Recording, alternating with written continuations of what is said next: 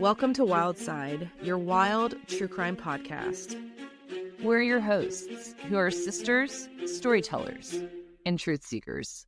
I'm Bailey, a therapist who is fascinated by all weird and dark human behaviors.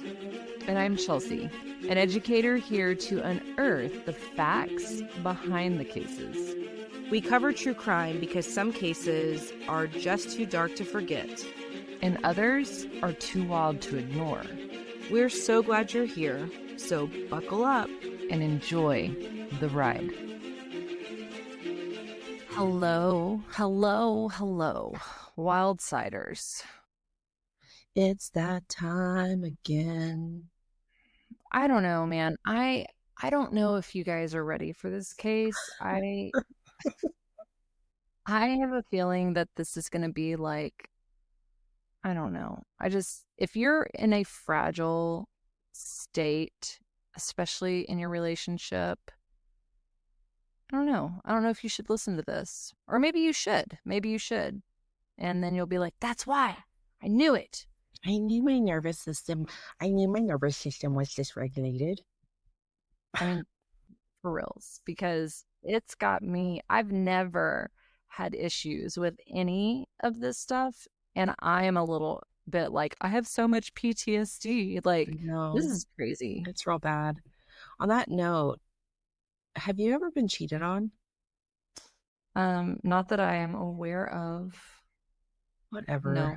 Get out of town. Not that I'm aware of. Of course, Chelsea would be like, no, I don't think so.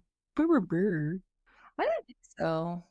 I know I had a guy tell me in high school that he was like, I'm going to more than likely cheat on you.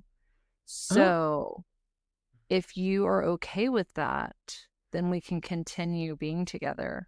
The self-awareness is there, I guess. Yeah. We were, I guess, sophomores. And it was like, hey man, like I got my whole year ahead of me and lot of things going on. And I just remember being like, no, I'm not okay with that. So I went to therapy because another relationship was dysfunctional, and I was just like, I don't know why this keeps happening to me. And so I, a couple sessions in, therapist is building rapport, making me feel like she's on my side. And then I remember just crying, being like, I don't know, like everybody cheats on me, and like I'm really a good person and I don't know why it keeps happening to me, like total victim mentality. And she just very matter-of-factly was like, did any of your exes know each other? Oh, this is my favorite story, actually, of and yours. I was like, no. And she was like, okay, so none of them like had any overlap? No. And she very sweetly says, so what's the common denominator? And I literally said, what the fuck is that supposed to mean? And she's like, I'm just saying, obviously, if your exes didn't know each other, you're the common denominator. It sounds like your picker is off and you keep picking these types of people. And I was # so offended. But she was 1000% correct. Yeah. And I had to do a lot of work in that area. And here we are, here I am living my best life, married woman with a great husband. And so I share that because this case has to do a lot with betrayal trauma. And that is going to be the theme for this week, on the skirts of what we covered last week with the sex addiction and all of that, sexual compulsivity. And make sure after today's case, tune in for our interview with Dr. Jessica on Friday, because it is awesome. You won't hear Chelsea on that interview because she had come down with the worst like viral flu thing ever. So I had the stomach bug, and I was like, no, Bailey, I'm totally good. I can power through it. And I don't even think, like throwing up in a bucket next to her chair. And I was like, Chelsea, no, take care of yourself. We'll be fine. Yeah. I don't even think Jessica had hopped on yet. And I was just like, I can't do this. Yeah. We're 36 seconds in and I'm out. So yeah.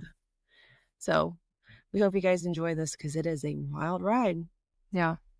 So here we go. What happens when the life you thought you built, brick by brick, wasn't real at all?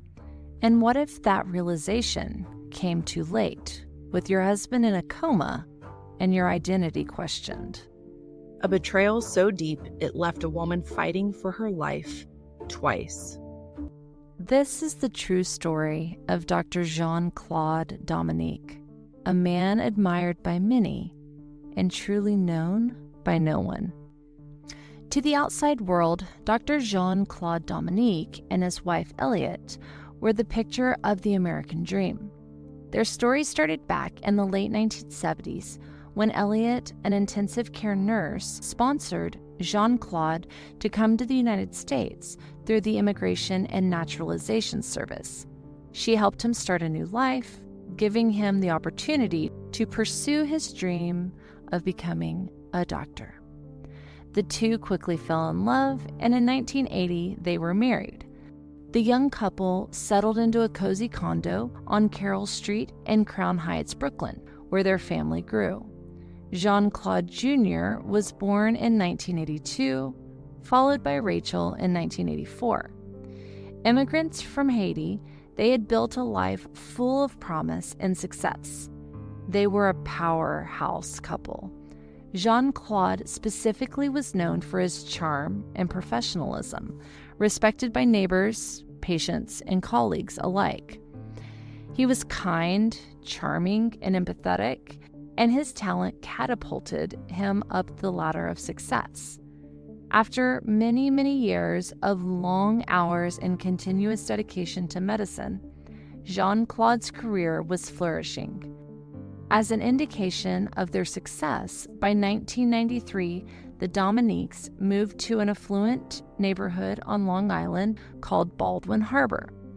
They were in search of better opportunities, both for their children and for a more comfortable lifestyle.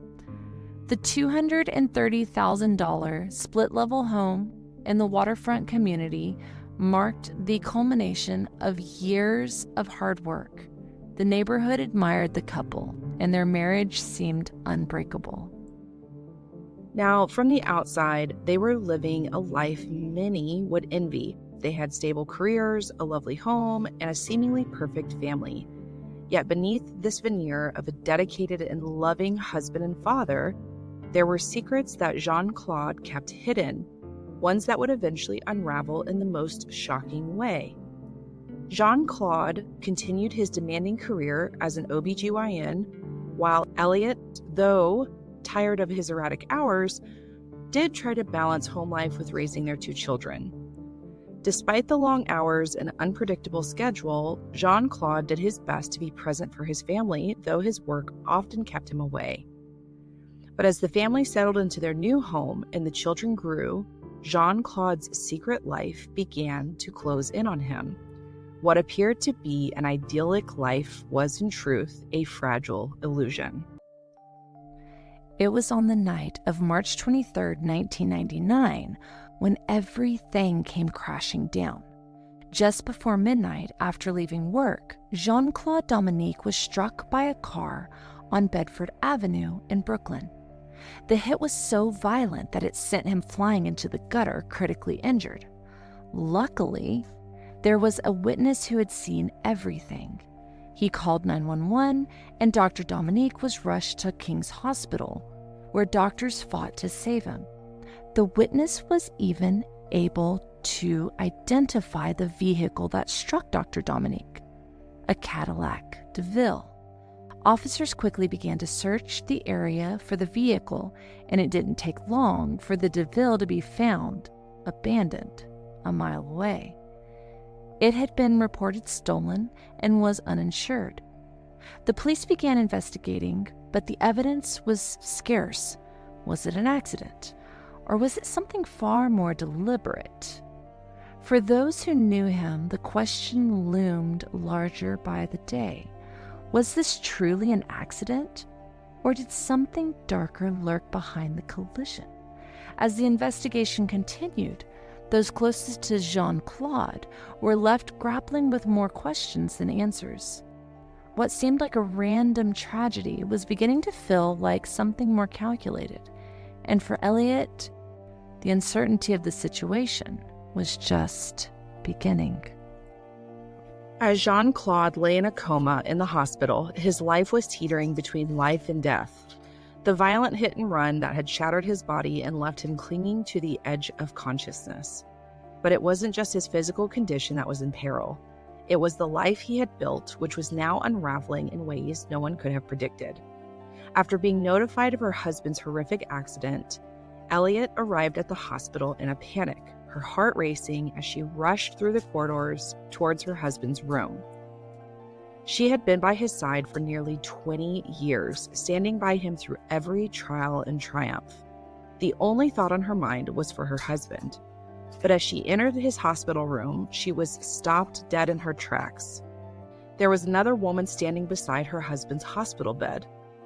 The two women locked eyes. The confusion was immediate, and Eliette asked in so many words, "Who are you?" The woman, calm and composed, looked back at her with an unsettling certainty. "I'm his wife. Who are you?"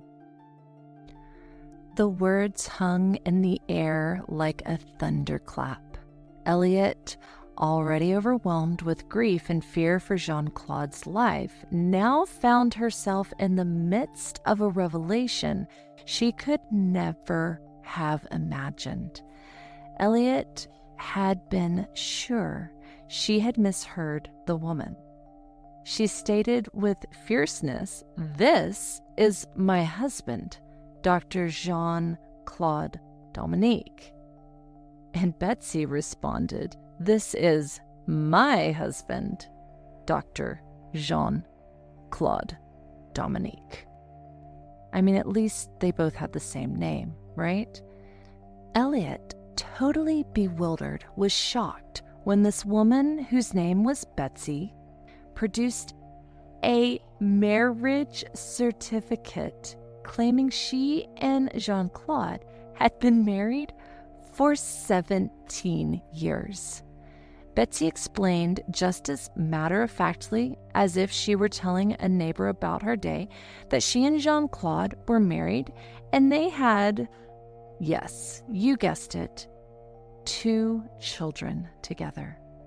Eliette, who was absolutely devastated and disoriented, rightly so, felt the air knocked out of her as Betsy laid claim to the man Eliette thought she knew, right?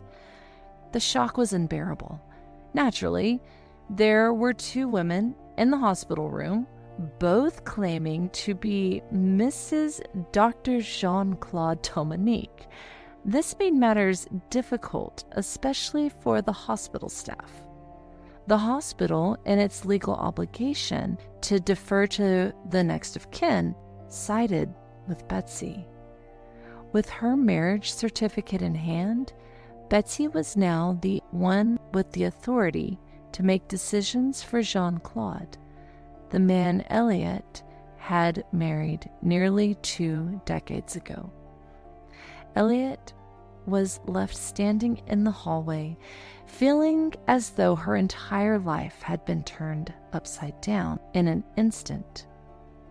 And just like that, Eliette was asked to leave. She stood frozen in disbelief, the weight of the situation crashing down on her with every passing second. How could this be happening? She and Jean-Claude had never divorced. She was still his wife. She had never been given a chance, really, to even discuss it. Never warned that the life they'd built together was about to be shattered in the cruelest possible way. And now, she was being pushed out of her husband's hospital room by a stranger who claimed to own the life Eliette had always thought was hers. Okay, I have to kind of do a quick pause and talk about the absolute ground-shattering shock and bewilderment that not just Eliette, but both women must have felt in that moment. Both of them were convinced there was a terrible mistake. not daring to believe that both had been lied to by a man they both loved. And this is what we really talk about in our interview with Jessica, is this concept of things feeling shattered, you feeling disoriented, discombobulated. Everything that you thought you knew turns out that it wasn't. Oh, absolutely. And I think we're going to be able to explore a little bit of that burning question of how does this stuff happen? But it's important to note that the betrayal didn't end there. As the days passed and Jean-Claude remained in his coma, Eliette continued to visit whenever Betsy wasn't present. In the quiet moments, Eliette sought answers. She turned to Jean-Claude's brother, Ali, hoping he could shed some light on the mystery she had just been thrown into. And what she learned from Ali would only deepen the wound. It turned out that Ali actually did know about Betsy. In fact, Jean-Claude and Betsy had rekindled their relationship when Betsy came to the United States from Haiti in the 1980s. The two had come from the same village in Haiti and were childhood sweethearts who had rediscovered each other in adulthood. Jean-Claude had married Betsy, and together they had built a life in New Jersey, raising 2 children. When Eliette believed she and Jean-Claude were living their version of the American dream on Long Island, Jean-Claude had been balancing 2 families, quite literally, each unaware of the other. The man that Eliette had loved and trusted had been living a double life for nearly 2 decades.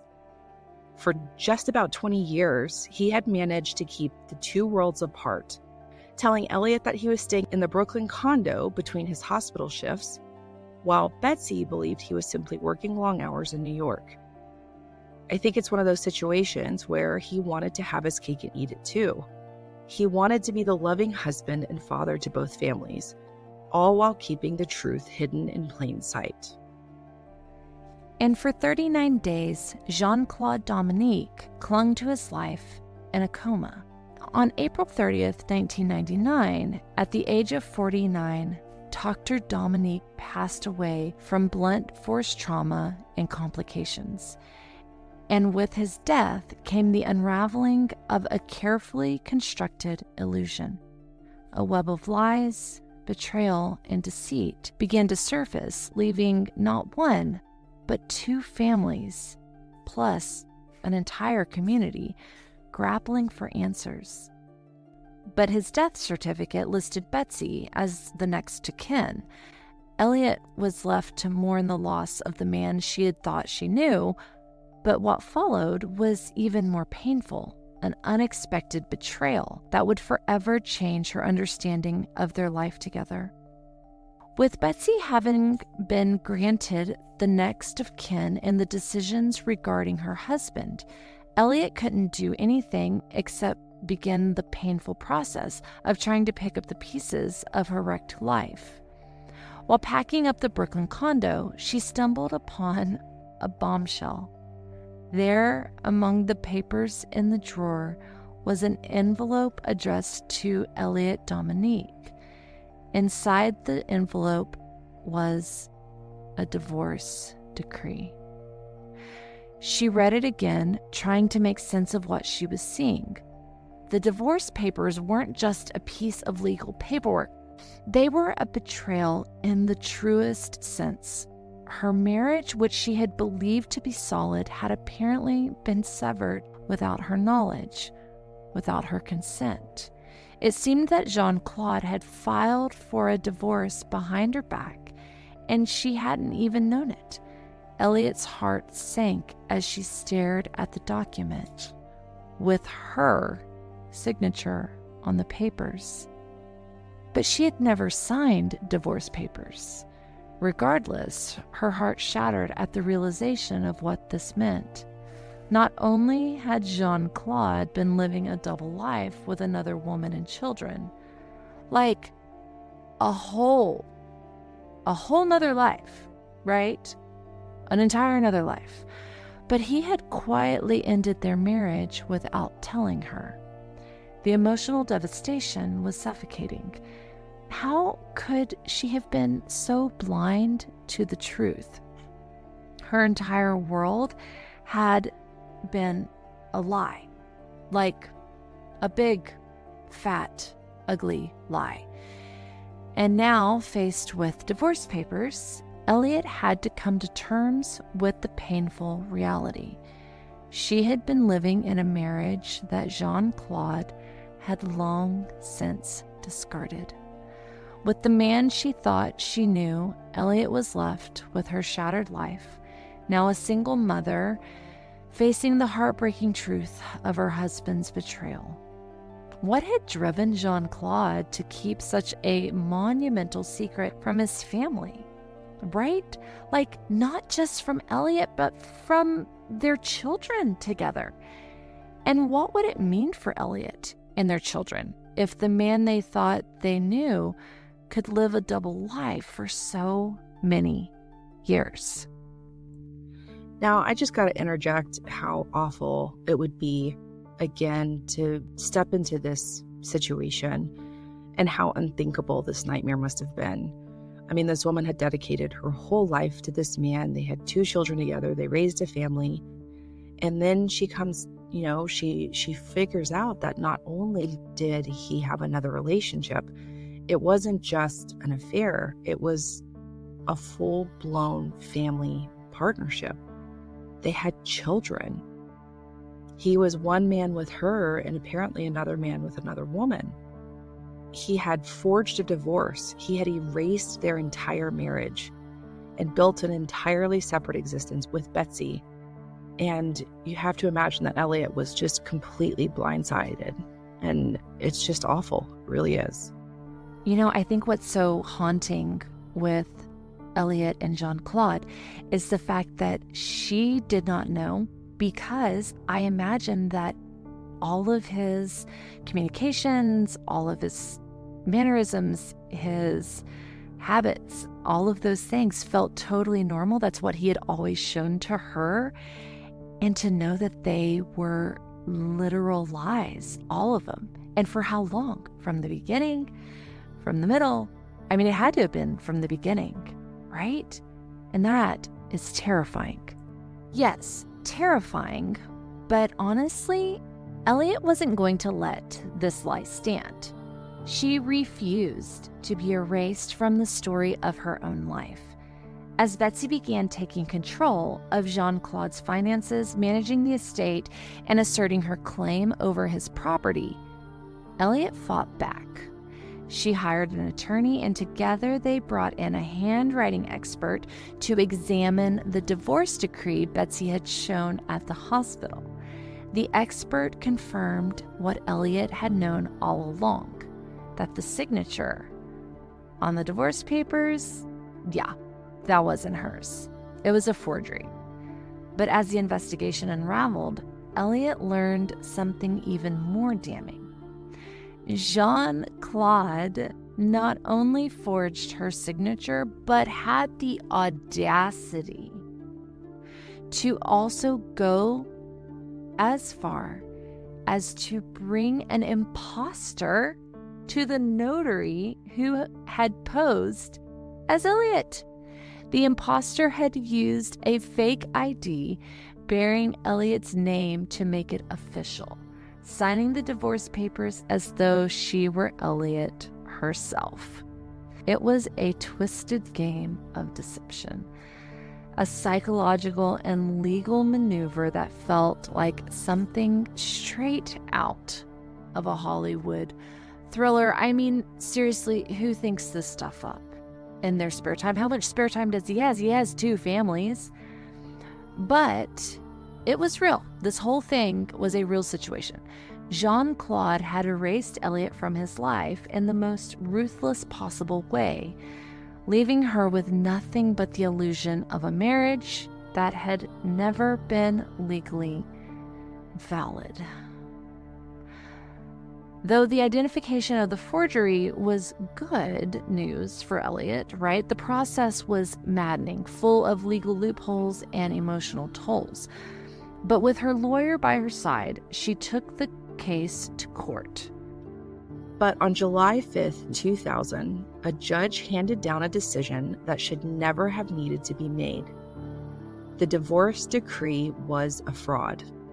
Eliette had never signed it. Her identity, her marriage, her role as a wife had been stolen from her, forged by the man she trusted most. Therefore, the court ruled in favor of Jean-Claude Dominique, noting that the so-called marriage to Betsy was therefore never valid. And just like that, Jean-Claude's carefully constructed second life, stitched together with deception and audacity, came crashing down. For Eliette, it was a victory, but it was wrapped and packaged in grief. She was finally legally acknowledged as the one true widow, but the damage had already been done. Her reputation had been bruised.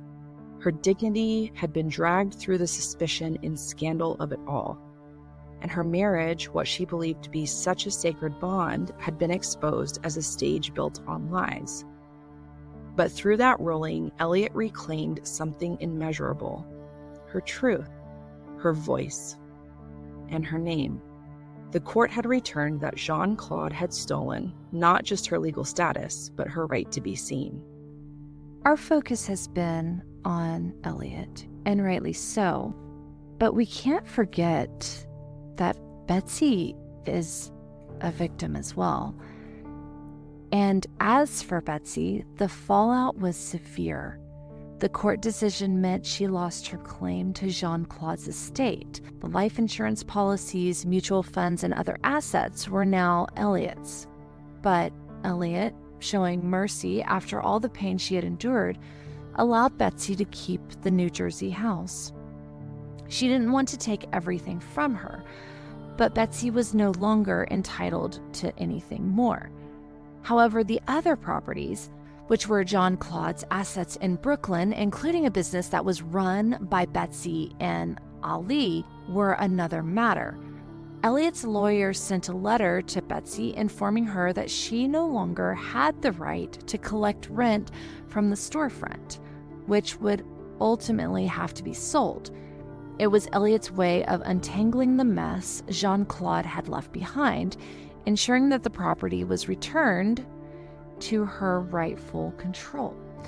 With the estate now in her hands, Eliette was able to start piecing together the remnants of her life.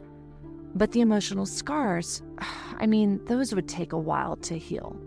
The betrayal was so deep, not just in the loss of her husband, but in the way Jean-Claude had manipulated her, legally and emotionally, for so many years. In the end, Eliette had fought back not just for her share of the estate, but for her dignity, her identity, and her right to be seen as the true widow. And lest we forget, she had been legally, emotionally, and financially erased. And yet, she clawed her way back, proving that even in the face of overwhelming betrayal, survival was possible. The journey was far from over, but for the first time in a long time, Eliette could finally breathe, knowing that she had reclaimed what was hers, and that she could now begin to rebuild a life on her own terms. As the truth about Dr. Dominique's double life was coming to light, the investigation into the hit and run that eventually killed Jean-Claude ran cold. Latent fingerprints had been found on the stolen car that struck Jean-Claude, but forensics were never able to match these prints to any known individual. The case was becoming another unsolved case, and perhaps due to the trial of chaos and heartbreak that his murder left behind. But just as we thought this tale couldn't get more twisted, unfortunately it does. So fast forward to October 30th, 2000. Eliette, now 56, is trying to bring back any semblance of normalcy in her life, so she decided to go back to work. And on this morning, she's getting ready for her shift as an ER nurse at the local hospital. Around 5:25 that morning, Eliette stepped outside of her home to turn on her car to go to work. She noticed that the automatic lights were on and she headed back inside. Then, just a few minutes later, she came back out, and as she was approaching her car, she noticed something strange. The motion sensor lights had stayed dark, and it really didn't feel right to her. But just as she turned her head to check the switch, gunshots rang out. Instinctively, Eliette began to take cover as the searing pain kicked in. The first 2 bullets struck her in the head, one grazing her skull, the other lodging deep in her flesh. A third shot hit her hand as she tried to defend herself. The hail of gunfire seemed relentless, but by some miracle, Eliette scrambled inside her house and called out to her children. Somehow, through the chaos and pain, she managed to stay conscious long enough to stay alive. Within minutes, neighbors were on the phone calling 911, and 10 minutes later, police were on scene at Eliette's house, and she was immediately transported to the emergency room. One of the neighbors who police questioned shared that they had been out walking their dog, and as fate would have it, they saw 2 men fleeing the scene. They described them as 2 black males, one tall and thin, the other heavier set, both dressed in dark, puffy jackets. As detectives started piecing together the evidence and combing the crime scene, unbelievably, they found a gun discarded near Eliette's property. And our story finds us back at the hospital. But what caught everyone by surprise was Eliette's incredible survival. The doctors had explained that she miraculously had turned her head in the exact moment that the first shot was fired, just a split second. And in that split second, the bullet grazed her skull rather than penetrating it. It was in this moment, this small act of chance, that her life was saved. As Eliette lay in her hospital bed, her life hanging by a thread, the detectives began to circle in on the most obvious question. Who would want Jean-Claude Dominique dead?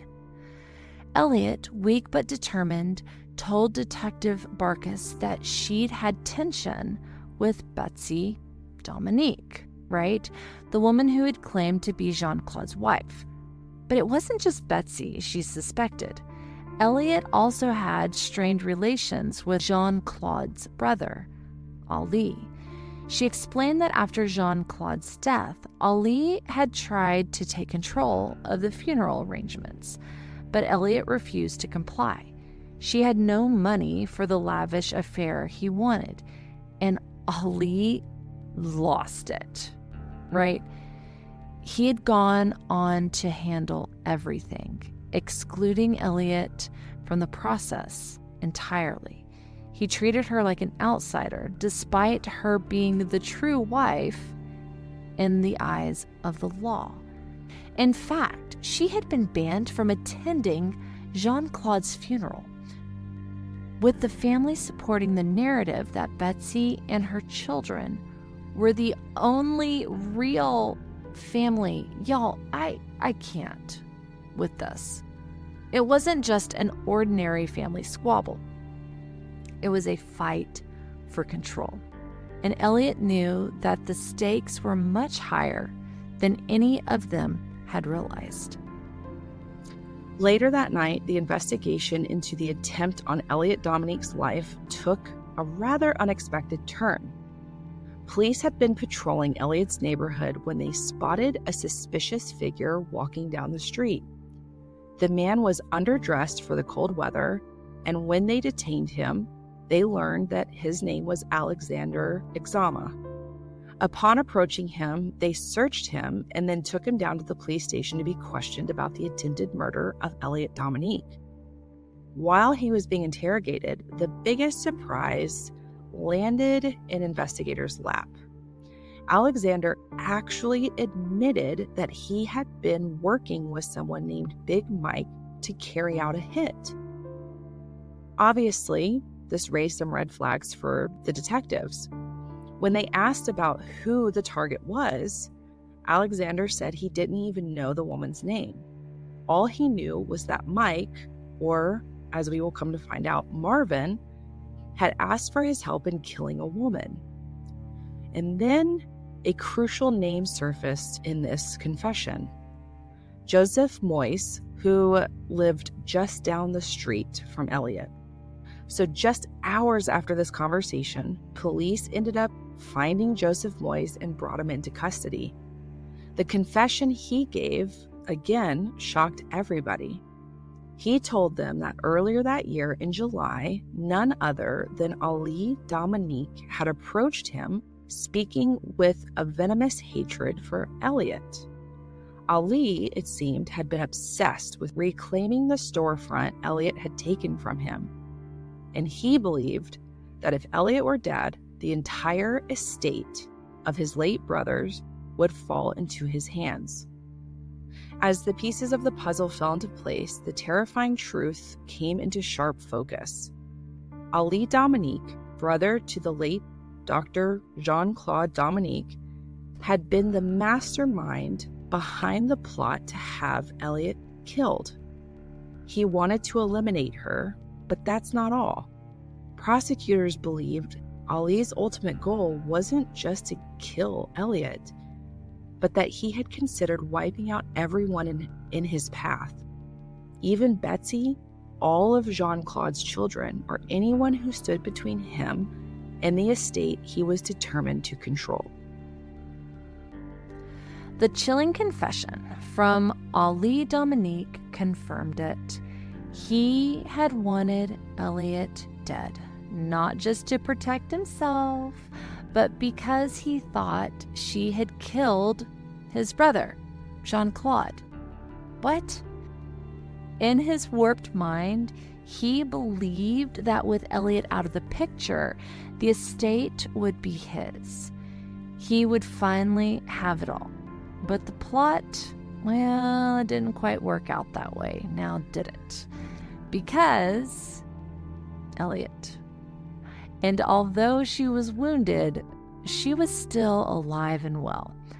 Her life had been spared by a twist of fate, and Ali's dark conspiracy had been exposed for all to see.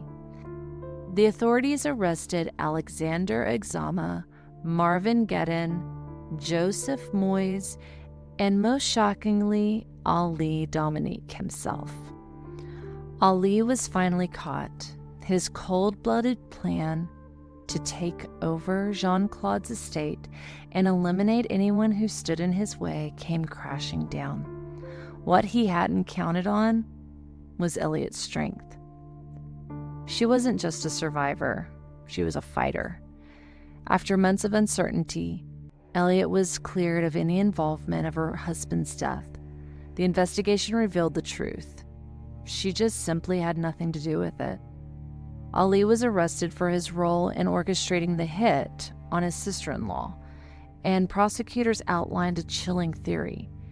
He had been willing to kill anyone, including Eliette and the children, to gain control of the millions in assets left behind by Jean-Claude. For Eliette, the road to justice, it had to be worth it, because at this point, she had really pretty much lived through hell. She had survived a violent attack that had been meant to silence her. She confronted the truth behind her husband's deceit, and all while uncovering the horrifying lengths to which his family had gone to erase her. In the face of it all, Eliette fought back, not just for her survival, but for her right to be seen, to be heard, and to claim what was rightfully hers. And I would argue to also be a role model and an advocate for her own children. Now, with the truth of Ali exposed, Eliette was stepping forward, not as a victim, but as a survivor, ready to face the next phases. In the end, justice came, but not without a bitter cost. The lies, the deceit, the lives torn apart, all of it led to this moment in the courtroom. Fortunately, the evidence had been collected, and it was very clear. Jean-Claude Dominique's ruthless conspiracy to have his sister-in-law murdered had finally been exposed. The plot was fueled by greed and obsession, and it had shattered Eliette's life. But as she did before, she had survived. In February of 2002, after a trial that seemed to last forever, the jury returned their verdict. Jean-Claude Dominique was found guilty of second-degree attempted murder and conspiracy to commit murder. He was sentenced to 8 to 25 years in prison. But it wasn't just the mastermind who faced justice. The gunman, identified as Marvin Gedden, pled guilty to second-degree attempted murder. And his sentence was pretty harsh. He got 19 years behind bars. His role in the plot had been chilling, but it was clear he was a mere pawn in a much larger scheme. Then there was Alexander Exama, the accomplice who had helped execute the plan. He also pled guilty to second-degree attempted murder and received a 12-year sentence. His involvement was damning, and while his sentence was less severe than Marvin's, the damage that he had done was absolutely undeniable. Finally, we have Joseph Moyse. Though he had backed out the night before the attack, he was still a crucial part of the conspiracy. He pled guilty to attempted criminal facilitation in the second degree. But in exchange for his testimony, he received a very light sentence of just 1 year in prison. The sentencing marked the final chapter in a story of betrayal that was almost too shocking to believe. A man who had lived 2 separate lives, a forged divorce, a stolen identity, and the most heart-wrenching of all, a brother willing to kill for control. Eliette's life had been turned upside down, and the ripple effect would last for years to come.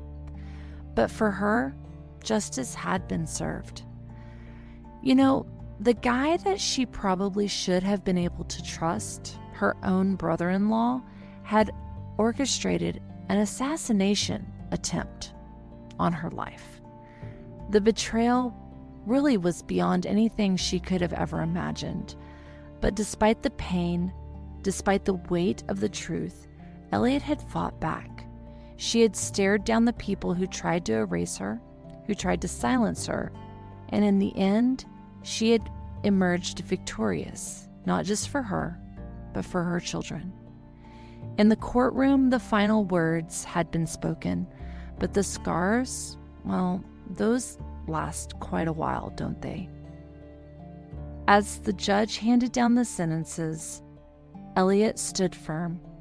She had been battered by the deceit and the violence, but now she was reclaiming her life. The battle had been long and hard, but justice had triumphed.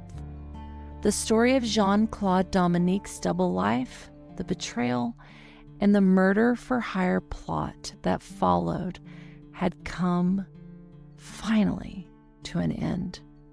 But for Eliette, it really was the beginning of a new chapter, one where she could finally start to rebuild what had been torn apart. The courtroom had echoed with the final gavel, but Eliette's journey, that was far from over. Against all odds, Jean-Claude Dominique had survived again. Her resilience, tested in ways few could ever imagine, became her defining trait. The pain, the betrayal, the endless shocks to her heart, they could have broken her. But Eliette was a #boss babe. She wasn't just a survivor, she was a warrior. After everything that had happened to her, finding out about her husband's double life, the attempt on her life, the exposure of all the lies, Jean-Claude Dominique rose from the ashes. She ended up channeling her grief into something powerful. She focused on the future and, most importantly, on her beloved children. Her daughter, Rachel, ended up becoming the embodiment of what we would consider determination. She graduated from not 1, but 2 Ivy League universities. She fought for her place in the world, earning a prestigious career as an attorney. I think that we can agree that Rachel had seen her mother's strength, and she carried that same fire within her, turning every challenge into a triumph. Eliette's son, Jean-Claude Jr., followed his own path. He found his passion in engineering, and despite all the chaos in his life, he pursued it with the kind of focus and drive that only someone with Eliette's blood could possess. He earned his degree and began to carve out a future all his own. Meanwhile, Eliette, now retired from her nursing career, was living a life many thought she would never have the chance to enjoy. She traveled, she spent time with the family she had fought so hard to protect, and she healed. She had taken the broken pieces of her life, and despite the destruction Jean-Claude had left behind, she built something far stronger.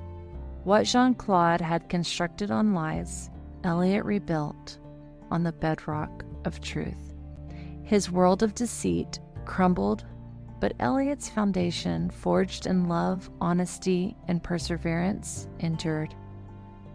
Though the storm of her past had passed, there was still a lingering question hanging over it all. What really happened to Jean-Claude that day?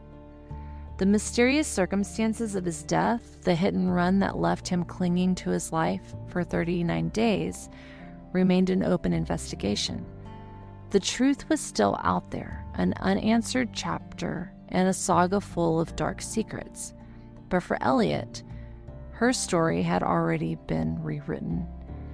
She wasn't just the wife betrayed.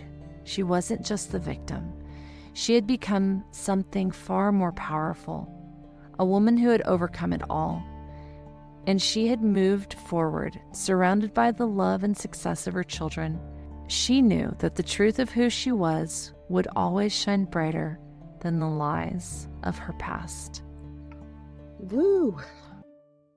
That was a whole Rude. lot. That was pretty effing rude. Have you heard that sound clip yet? Yeah.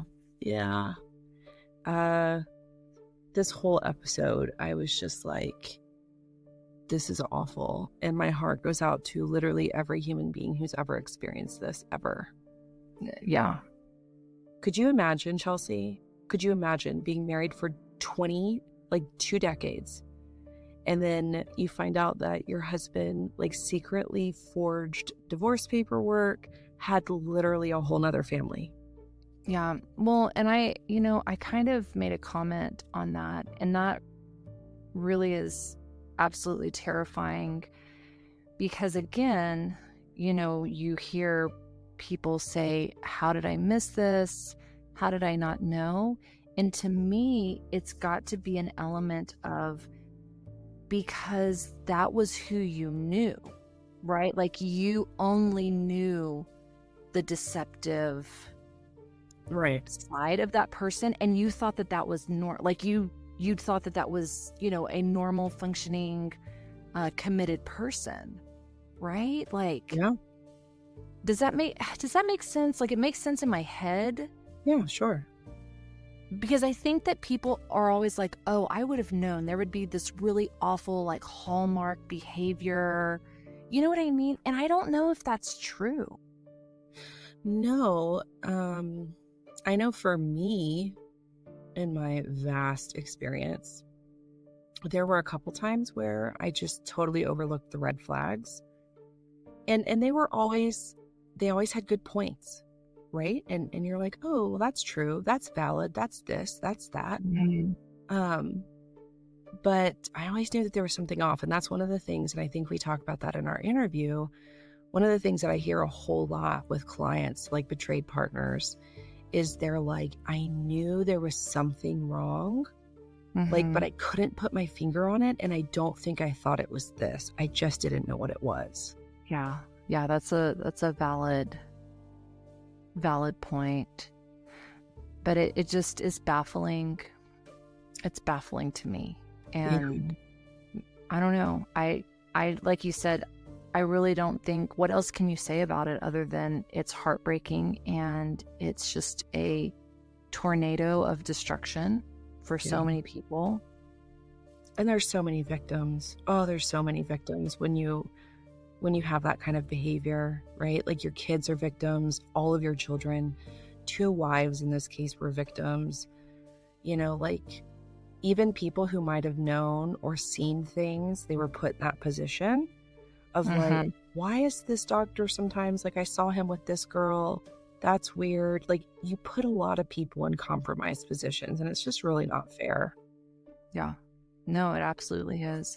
But then it also, like, I think the brother is an element all in itself, right? Like, is deception and malicious intent, is it learned behavior? Because it seems like the brother didn't fall too far off of that tree either. Yeah.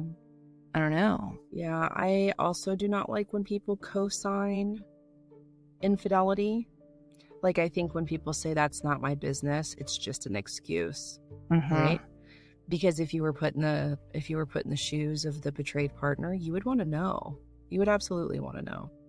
So yeah, and that is a good point. I guess when you put it that way, he literally knew that his brother was living 2 lives. Like he knew it, and I he know was that like, that that's seems not my like, business. yeah. Or maybe it was just like high-fiving in the background, like, good job, dude. Yeah. Keeping both of them. I don't know. I don't know. I don't know. There's a lot to it. But as always, you guys, we're going to put resources in the show notes for you so you can take a gander at that. Please tune in on Friday for our interview with the very therapeutic, very sweet, nurturing Dr. Lamar. And she does a great job explaining betrayal trauma. Yeah. Yep. And as always, guys, we'll catch you on the wild side. Bye, guys. Later, Gators.